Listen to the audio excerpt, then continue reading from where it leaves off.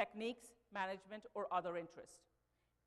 Is distinct or uncommon when compared to other knowledge found within the industry. Now, the biggest, okay, let's finish this and I'll tell you what the biggest problems we get or pushbacks we get from the client.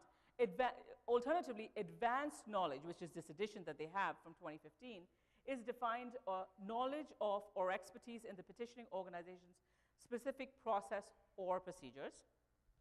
It's not commonly found in the relevant industry.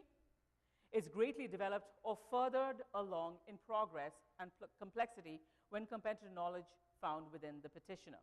Now, typically, there are some IT companies that have the challenge of justifying an L1B. Like I told you, don't use it as an alternative because the cap was met and your candidate was not selected in the lottery, okay? The issue here is, do you have your own proprietary products? SAP, Oracle, UML, XML, Java is not proprietary to anybody else but Oracle and SAP and the companies that own it. So if you have a tool that you then create for your people to then customize, develop, design for your end clients, you better be able to document how that is something that you've patented, something that you have white papers, something that nobody else will gain experience in if they were not employed in your company. So how you document these products, services, research, equipment, techniques is something that some companies at least have an uphill task. And that is where you get into trouble. So if you don't have something that is really proprietary, don't waste your money, don't try this visa. Misconceptions. Specialized knowledge based maybe on the interpretation of the 2015 memo does not need to be proprietary. That's wrong. Specialized knowledge doesn't need to be narrowly held. That's wrong too. Although it's helpful for the relevant specialized knowledge to be narrowly held within the petitioning organization, USCI has stated that the mere existence of other employees with similar knowledge should not in and of itself be a ground for denial. This was another thing that they had started denying because they were saying that, oh, you know what is so special about it if you have 1,000 employees and 500 of them have the same specialized tool. So now that has been something that they have changed to say that might not be the sole determining factor for a denial. Trends in the RFEs. They do question all the time.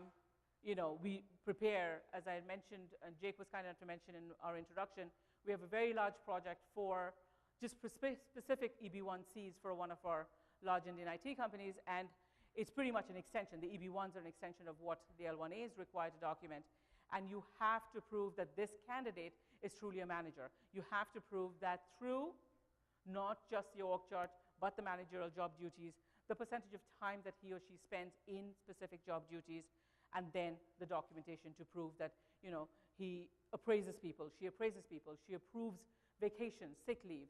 The subordinate team comes to them for guidance, for clarification. This person represents the company to their end client as a manager, et cetera, et cetera, et cetera. Then L1B, the trends as we see it is clear classification of specialized knowledge or advanced knowledge. We touched base upon that in the last slide. Sufficient and appropriate comparisons of the relevant knowledge to knowledge commonly found within the industry. So if it's just something that's commonly found in the industry, you are not going to be able to move and build a case. Demonstrating that knowledge is not easily imparted to other individuals. Okay, that's how it's specialized. Real quick, we all know on-site inspections have increased, and that's the only thing I might add to our new president. It might increase even further. So administrative site visits and verification programs, you do have ICE and FDNS officers making unannounced visits. My advice to each one of you is cooperate. If you're not doing anything wrong, if there's no fraud, there's nothing for you to be worried about, okay? The rules, the good thing about the USCIS rules, the good thing about immigration rules in the US, it's very simple. It's very clear-cut. It's, for the most part, black and white. So what a company, as a petitioning employer, needs to do is very clear-cut. And if you don't know, you go to the attorney you work with. They will help you to understand the law. Never be on the wrong side of the law. It's very clear. A country like the US, you will be penalized. And the requirements are very simple. So based on that, I would say, The person comes in, verifies whether this is the petitioner, this is the beneficiary. They have the entire petition that we've submitted for the H-1B, by the way. So that's how they know the address that they should come to. That's the end client, et cetera, okay? So cooperate, cooperate, cooperate. Don't go and volunteer more information than you're asked, because my standard sentence is, don't ask, don't tell. So if they're not inquiring about something, these people are not your best friends. So be very careful of that and don't just go blah, blah, blah. But do not lie. If they're asking for something, just address the questions that they are being asked, they're asking you. And similarly for the employer, your to-dos are to make sure that your files are perfect. We've talked about the H-1Bs. There is an increase in ICE inspections. There's an increase in wage and hour division inspections. Real quick, when it comes to wage and hour divisions, as all of you know, if your consultant does not have work, you can bench him, but you still have to pay him or her. You cannot get away with not paying him because you're not making any money, because you have not been able to find a project for him or her.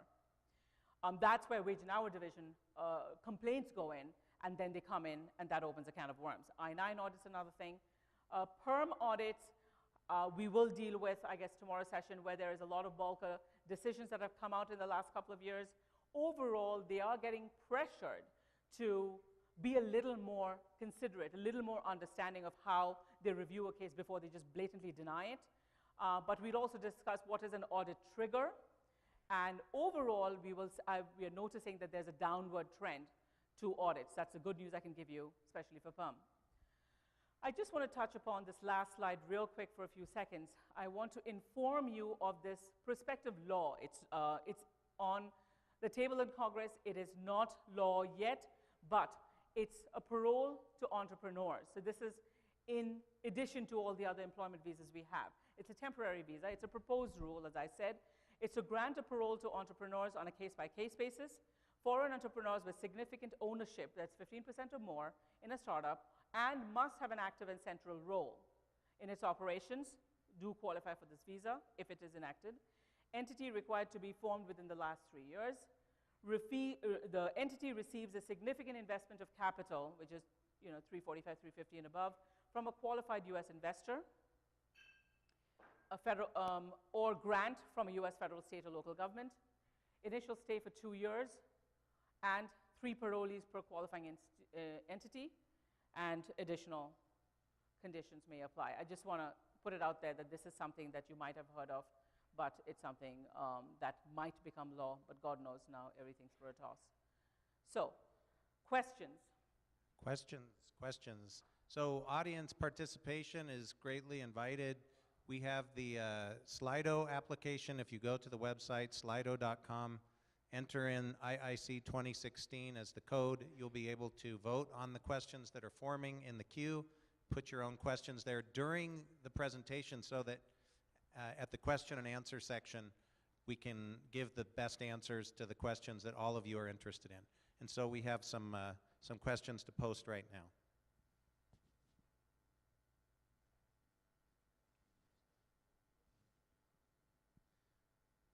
Here you go. The first question, who are the designated experts to provide expert opinion letters? Does USCIS recommend any? No. The USCIS is very unbiased, but you will have to go to a credible evaluation company. Depending on the need, pretty much, if it is, I would say, a good 70 to 80% is a very simple credential evaluation. The person has a 4-year engineering degree from Osmania University. You do a credential evaluation. You get an equivalent to a bachelor's in the US. You're off. If the person does not have a 4-year degree, then there's one more step. You have to then borrow from his or her experience in the IT field. Typically in the US, the last year that you're missing can be equated to 3 years in the professional environment. So 1 year in school is equivalent to 3 years in the real world, paid experience in the field. So then you're looking at a combination of education and experience. Okay, that's another type of evaluation. Expert opinion letters, when you go even further, when there is a nasty RFE, which is just expecting you to justify. So you have an H1 petition that you filed for Mr. Reddy. He has a mathematics or mechanical, they love mechanical engineering, as in they hate mechanical engineering. They always cause trouble with mechanical engineering, specifically to all the engineering fields that we deal with. So prove to me this person with a mechanical engineering undergraduate or a math specialization can do the job of a systems analyst.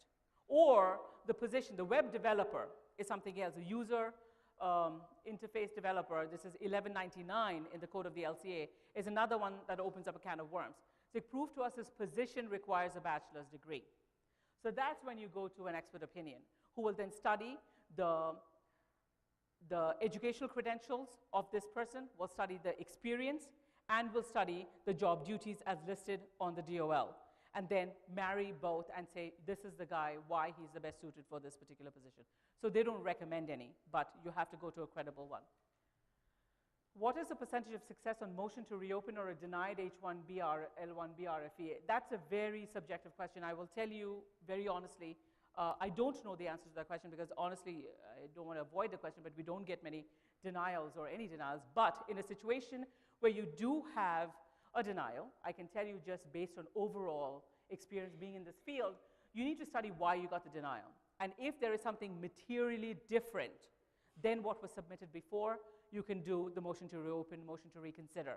And or we had a fabulously strong company out of Gurgaon that we represented for a new office L, and it was shattering to get an L denial for them, which was the CEO of the company. This company's been in business for now over 15 years, is traded in the Indian Stock Exchange, is a very sizable company. Of course, the junior officer denied it, and we requested a subject to review. So it's not a motion to reopen, it's just another side step where you just go straight to the supervisor and say what your assistant did is wrong. And they take anywhere between 30 days to review everything that you've already given them in the RFE, and fortunately for us, they reconsidered and admitted the fact that their denial was wrong. But this is very subjective. It depends on why it was denied in the first place, whether they didn't look at the materials, which was our case, or you have some more additional materials which will help decide the case in your favor.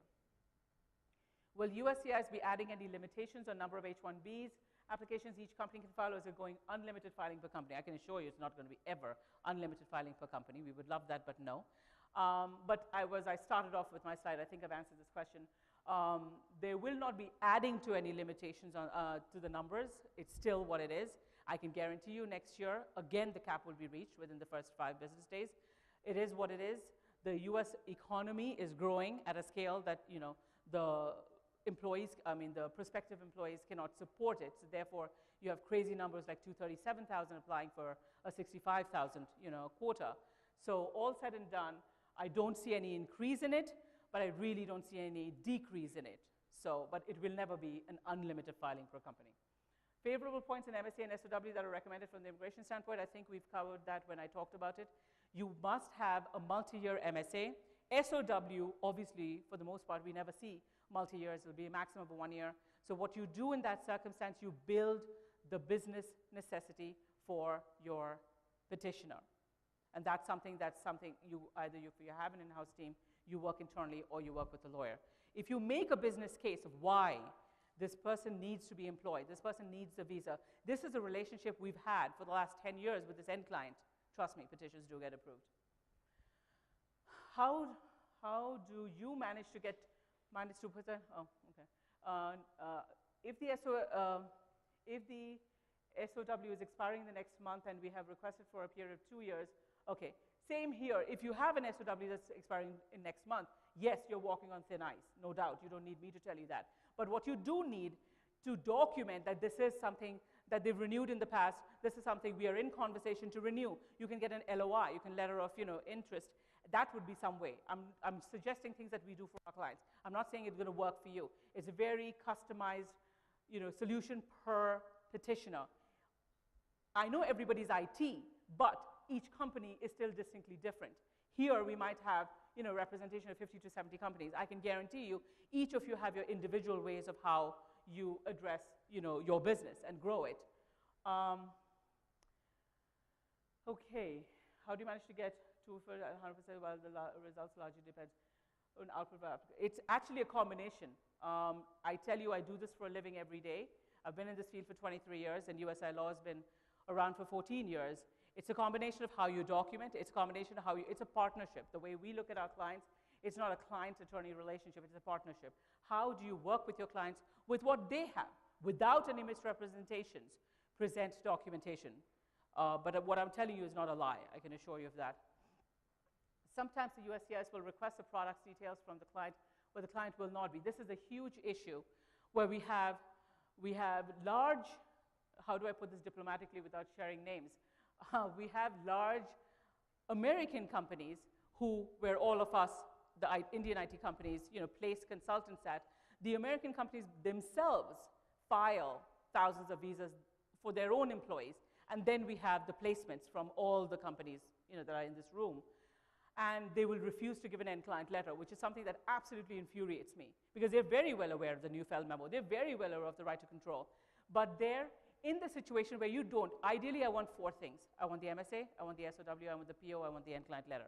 In the event, very seldom we get all. I mean, a good percentage we do. But if you have one weak link, you beef up your writing, you beef up the other documentation, you focus on the documentation. And you can write that we've requested the client, and the client is not comfortable sharing it. It is what it is. What if we have only in-house project documents to respond to RFEs, although we have provided all the documents during initial filing? If you have, it all depends. Like I told you, from the get-go, you have to decide how you're going to build this petition. Is this going to be an end client location, or is this going to be an in-house? So if you've already projected the case as an in-house product development, don't change your story, because that's fraud. They're very, very, anybody in this room will call it fraud. They're not, stupid. So you stick to your story, understand what they're asking for in the RFE.